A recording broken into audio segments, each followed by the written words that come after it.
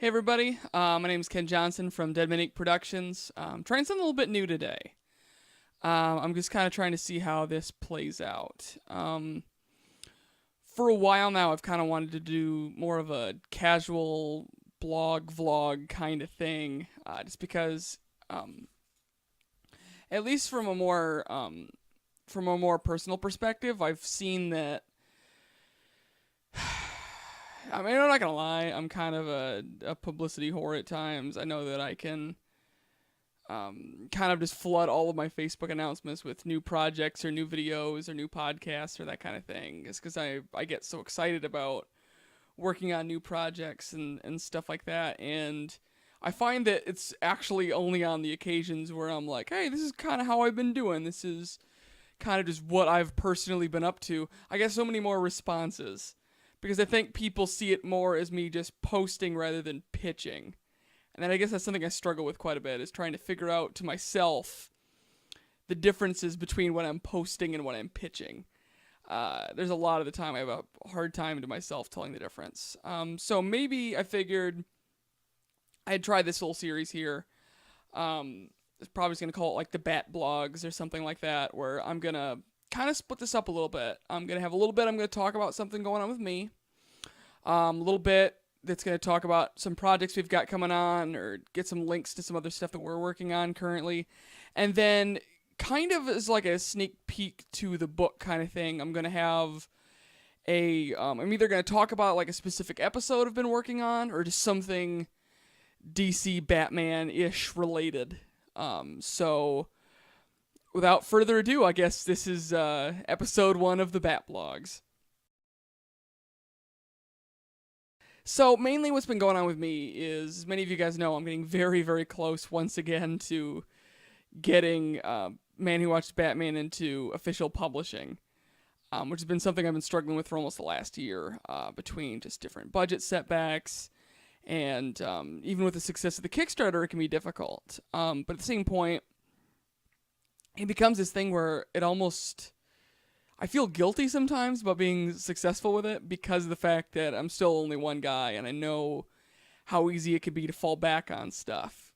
I see how, something like me being as late as I am, I've been extremely late trying to get these books made and get the copies to my Kickstarter donors. And I feel really bad because there's some of them, it's really humbling, and it makes me really happy to think that there's people like that are interested in my work, and it makes me feel worse that I feel like I'm letting some of them down. But the ones that I've been contacted by are still like the nicest people, and it's weird. Sometimes, like in these days of like crazed internet or whatever, I feel like I can get almost blown away by just normal kindness, and wonder, like, to forget that can be the status quo sometimes if you actually treat people nicely and don't just jump to conclusions and so on and so forth. Like, not only have I had people that are still excited to get their books, and they're still understanding of this taking this long, and me struggling getting this thing to be a thing that actually is going to work, but on top of that, I actually asked everyone in their exit survey, would you support another Kickstarter? Like, if I was to make Volume 2 through Kickstarter again, almost every single one of them said yes, including one guy that said, F you, take all of my money. We didn't know how to respond to it first. But,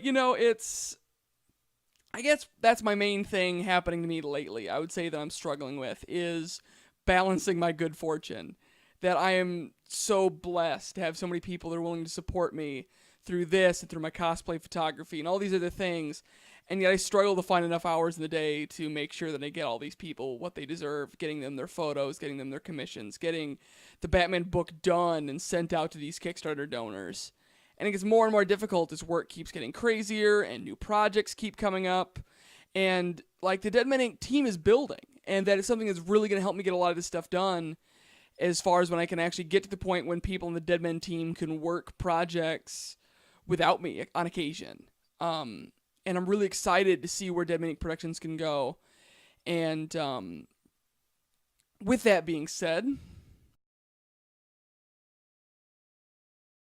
so deadmeninc.com. This has kind of been something we've been working on for a long time now. This is my third different website build I've used to make this website work. I started out with WordPress, and then WordPress went to another spot, and then that spot went to CreateSpace.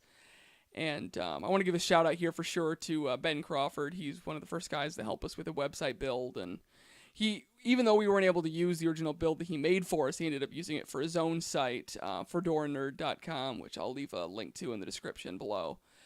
And even now, we still have some kinks to work out in it, especially because we weren't able to get the exact URL that we wanted. But if you get a chance, go ahead and do the basic subscription thing on there.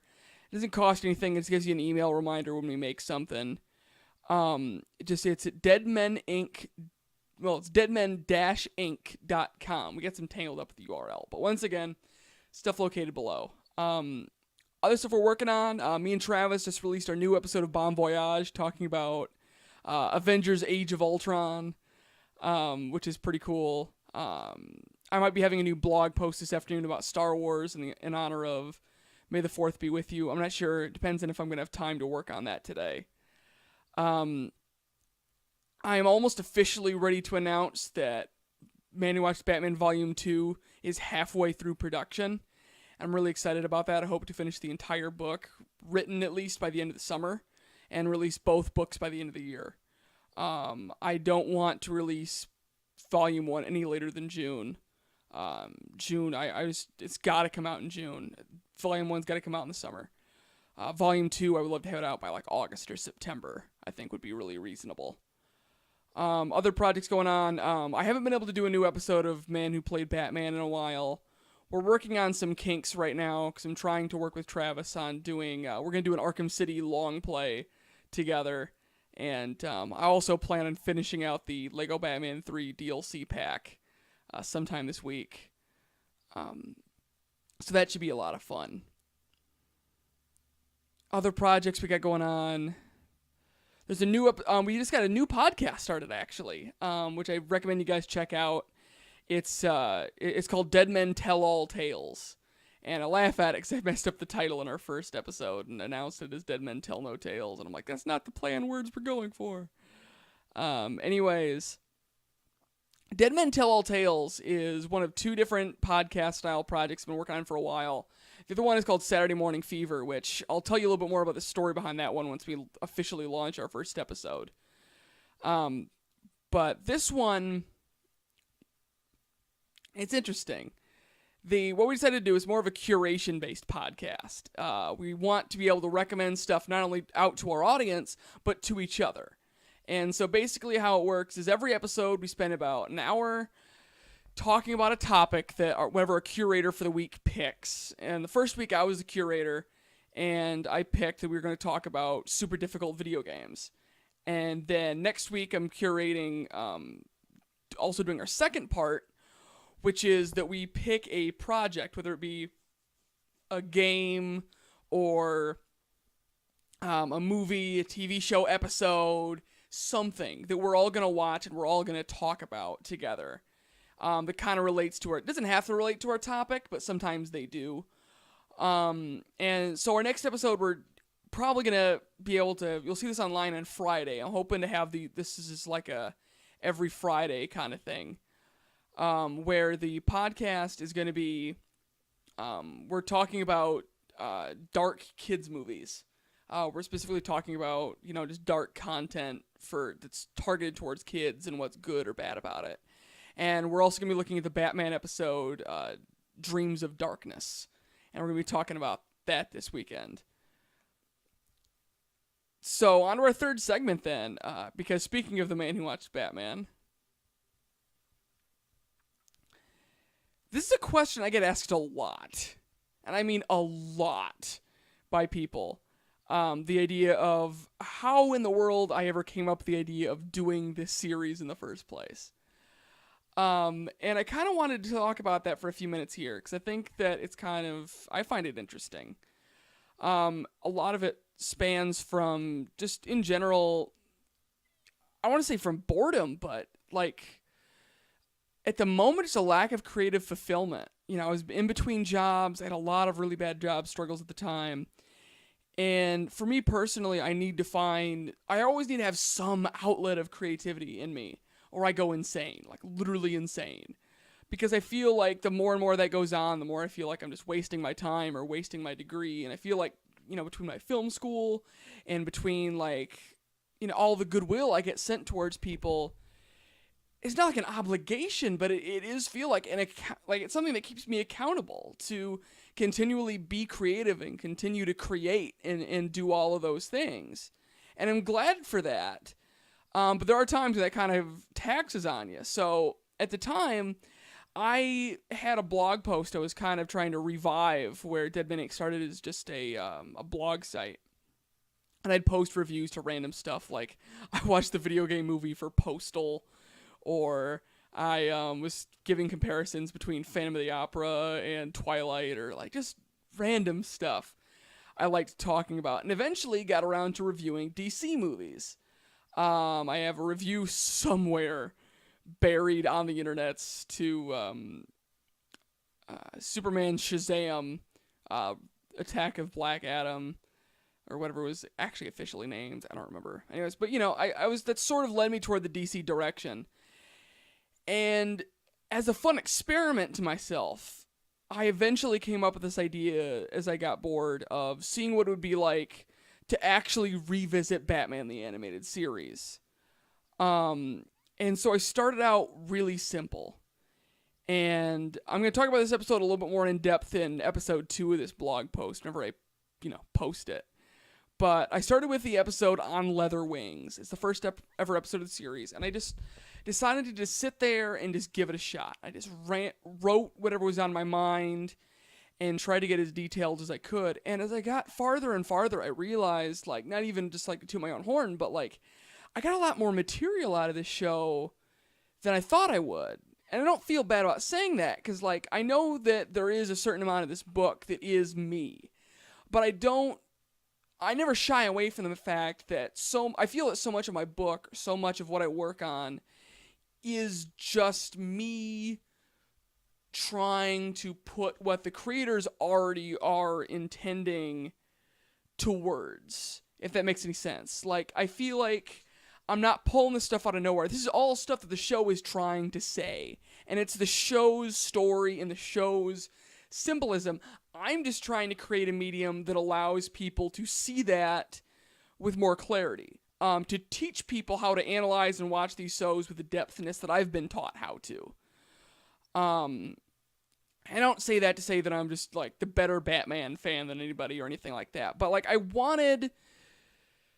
I knew how much I enjoyed knowing this much about these characters, or like seeing the symbolism behind all of these different things, or seeing, eyes shoot open at the idea of seeing that a children's television show can have that much depth to it.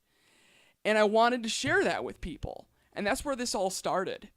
And as time went on, I kind of had it where it's like every other day, it was just my assignment to myself was to write another one of these. And I wrote one, and another one, and another one, and another one. And sooner or later, I was about halfway through the first season, and I realized I had about 150 pages of just Batman scattered all throughout my computer, as far as the eye could see. And I got to the point I started realizing that I might be able to actually do something with this. And I went online and I posted, like, if I was to publish this, who would be interested? Like, if this is actually something that would gather some attention. And I got great responses from people. And this is right around the time that I was starting to, like, gain connections with comic book conventions and that kind of thing. So there was a convention around the corner that I was hired to do cosplay photography for. And I was rushing around the clock, doing almost like a review a day on this book, which, seeming how long and like actually having full-time work and all that, it sometimes can take to stay in the mood long enough to get one of these done in a single day. The fact that I was able to do, like, at one point, like 5 to 7 of these in a week is outrageous to me now. And there's not necessarily anything wrong with that, but it's just something I noticed is with how long that's taken. And I was fascinated by the time that I got towards the end of this thing, 28 chapters in, and I looked at about a 240, 270 page document. And to look at that whole thing and be like, I wrote this whole thing. Blew my mind. To think that like I had accomplished something of that scale. And when I was able to show that to an audience who'd never heard it before, who didn't know me, didn't know my book, and to still have those people interested in what I was working on, and have those people buy my book, you know, that's what puts me in the perspective of seeing that this far down the road, as many delays, it's taken me nearly a year since I've finished writing the first draft of the first book till normal people on normal comic book shelves are ever going to be able to read this book. And I almost feel personally ashamed it's taken that long. But seeing that I can be this far down the road and have worked on this much of the series, and not only am I not sick of it, but you guys aren't. That you guys are still interested in seeing this book. And there's still strangers out there that'll walk up to my table and they don't even ask if it's like, I don't even have to pitch it to them. They just ask how much it is. And it's like the last copy I have. And I'm like, well, usually I sell them for like 15. I didn't even, this is at a con this happened where like, I didn't even say it was for sale. He's like, all right, I'll take it. And he just gave me his money. And I gave him the book. And, you know, it just, and there's so many other people that have gotten involved in the book and the people that have helped me out, which in my next review also I'll give some shout outs to these people, Dirk Manning and Adam and Comfort Love Withers, of the Rainbow in the Dark series and of Tales of Mystery. Been big helps to my series, and this is kind of where I want to start this one. Like, I'm this far into things, and I'm still so grateful and still so humbled at the support I've gotten from all of you guys. And so I really hope that you guys are interested in what more we have to offer and what more is coming down the pipeline. And so, like I said, I'm going to try to do one of these every week. Please go ahead and like and subscribe below if you want to stay up to date on this series and on other shows we've gotten down the pipeline. There's going to be some links down in the description below of different projects that we're going to be working on throughout the weeks. And yeah, I will... Until next time, I'll see you guys on our next vlog here. Same bat time, same bat YouTube channel. See you around.